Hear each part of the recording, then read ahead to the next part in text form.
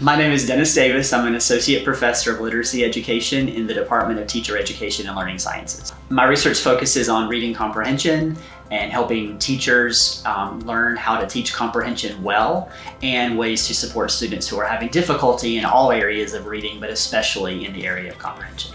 Reading comprehension, even though we talk about it as if it's a thing or a skill, it's actually not one thing. It's actually an orchestration and an accumulation of lots of sub-skills. Because comprehension is a multifaceted thing, if a kid is reading something and they're having trouble understanding it, the hardest thing for you as a teacher is to figure out, okay, but at what level do I enter with my instruction to help them?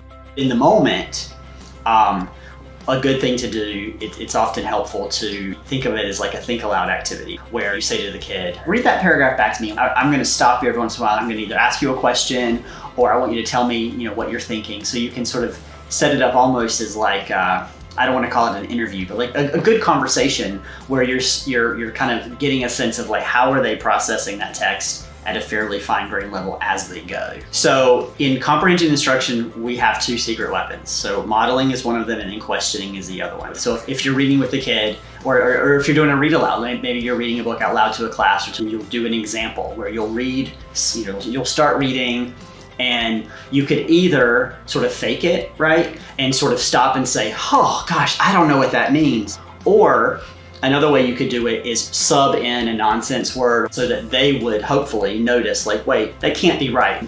You're trying to set up situations where the kids can sort of see you experience what you would do, and they also have a chance to practice what they would do. So that's modeling.